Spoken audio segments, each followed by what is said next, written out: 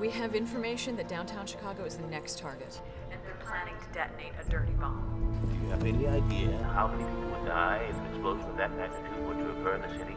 We're evacuating as we speak.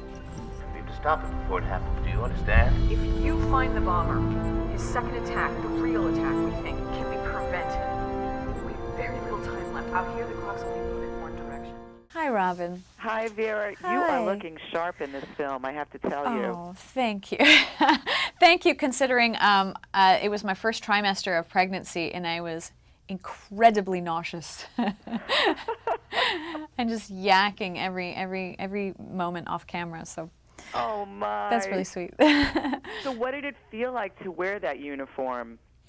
Any uniform is pretty empowering and constricting at the same time. You know, it's wild. You know, it's not a kind of character that I've explored before, and even to just sit there, and the type of characters that I usually take on, even with this, is she's a I'll begin by saying that she's a captain of the Air Force who's in charge of the secret mission to gather information about a bombing, and it's a new project, a computer program called Source Code, and by which a person is able to embody another person for the last 8 minutes of their life and have their perspective and gather information. So that's what my character does with Jake's character. She's kind of an on-star navigator. Yeah. It's so weird because here you are creating a new life and you're doing this movie which is about the end of life. So yeah. Where were you at in that way? Yeah, somewhere between the two. Yeah, it's funny that juxtaposition. Maybe it informed the performance. Who knows if it has? I'm not sure how it did, but yeah. Did you get to hang out with Duncan Jones? What a guy! I met him when he directed Moon. He did. I'm a tremendous fan.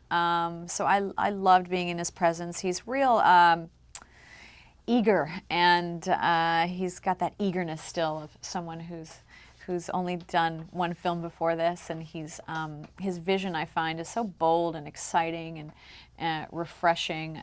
I loved Moon. I loved him. I have a tremendous respect for the kinds of stories he tells and how he tells them with humor and nuance. And you know, of course, Sam was superlative in Moon, and Jake's magnificent here. But he creates opportunities where you can explore character to such depths and complexity, you know, and so I dig him. Did you? I know that your husband Renn is a musician. Did you talk to Duncan at all about that? Try and getting him on the soundtrack. No, Renn is actually now a producer. He just produced the film that I directed. Higher Ground. Renn will once a musician, always a musician, but he's not with his band per se anymore. And he's a jack of all trades, but he's producing now. No, you know, Renn, we'll see. No, Renn, they met each other, of course, and, you know, and Renn is a big fan of Duncan's father. I bet, as we all are, absolutely. Yeah.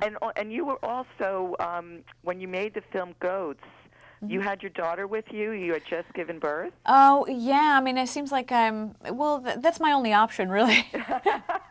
If a project comes, you know, a month and a half after you give birth, you got to take him with you. You know, Gita is her name, and she's 4 months old today, actually. And I have a 2-year-old as well, and the whole family comes with, and we find a way to make it work and to balance work and have them there. And it's energizing, actually. I don't know how I could do it without them. How did you all get along with the goats on the set? Oh, you know, goats are curious creatures. They're pretty tough to wrangle. It's nearly impossible to train them. Right. I mean, it's possible to train most animals, but goats are a tough breed,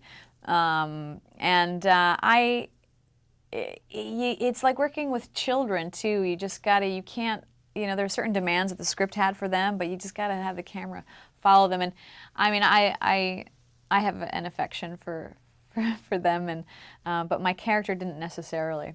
She was more creeped out by them, so it's. Gotcha. Well, Vera, thank you so much for joining us, and can't wait to see Source Code and your next directorial movie. Yeah, thank you. Thanks for that. Okay, take care. Bye, Robin. Bye-bye. How's the drivers? On the upper deck of the next carriage, there's a conductor's compartment. It's a small office containing a strongbox. Inside is a loaded handgun. Get to it. You are authorized to use whatever force necessary.